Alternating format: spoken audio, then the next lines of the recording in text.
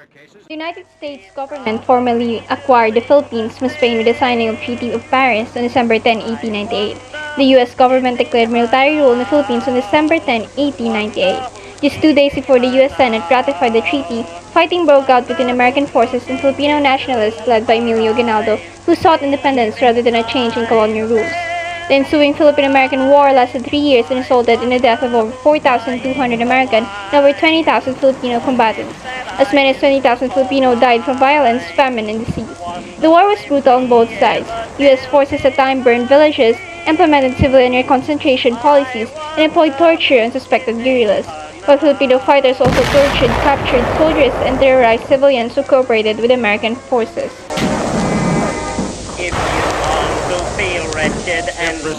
Many civilians died during the conflict as a result of the fighting cholera and malaria epidemics and food shortages caused by several agriculture catastrophes.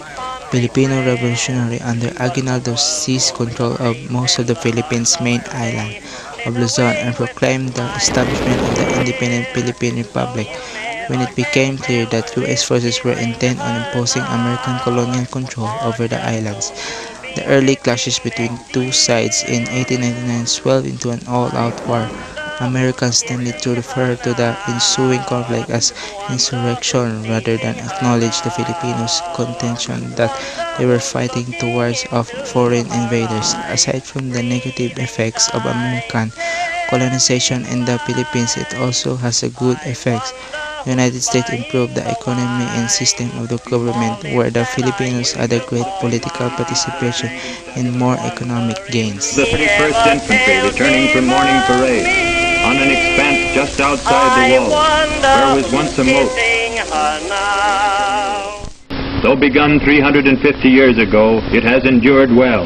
To improve the education and the school system, America's greatest achievement in the Philippines was the introduction of the public school system.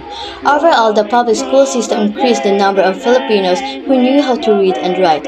In 1903, the literacy rate was 44.2%. This rose to 49.2% in 1918, when a second census was taken. During American colonization, when public school was introduced, our medium in teaching things are English.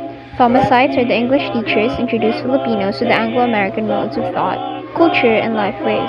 That's why our literature back in these days are English or heavily influenced by English literature. Filipino writers went into all forms of literature like news, reporting, poetry, stories, play, essays, and novels. In a way, we can say that we can trace the beginning of Philippine literature in English through the coming of the Americans. For this purpose, we can divide this period into three time frames, namely, the period of reorientation, 1898 to 1910. English as a literary vehicle came with the American occupation in August 13, 1898, and as they say, a choice bestowed on us by history. By 1900, English came to be used as a medium of instruction in the public schools. By 1908, the primary and intermediate grades were using English. It was also about this time when UP, the forerunner in the use of English in higher education, was founded. The period of imitation, 1910 to 1924. By 1919, the UP College Folio published the literary compositions of the first Filipino writers in English. They were the pioneers in short story writing. They were then groping their way into imitating American and British models, which resulted in a stilted, artificial, and unnatural style, lacking vitality and spontaneity. Period of self-discovery and growth, 1925 to 1941. By this time, Filipino writers had acquired a mastery of English writing. They now confidently and competently wrote on a lot of subjects, although the old-time favorites of love and youth persisted. They went into all forms of writing like novel and the drama. In 1916, the Jones Act promised the nation eventual independence.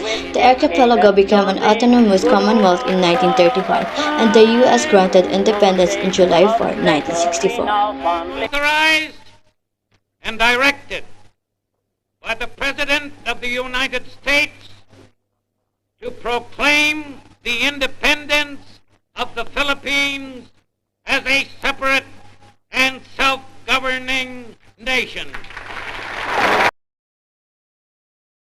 In the good old summertime, in the good old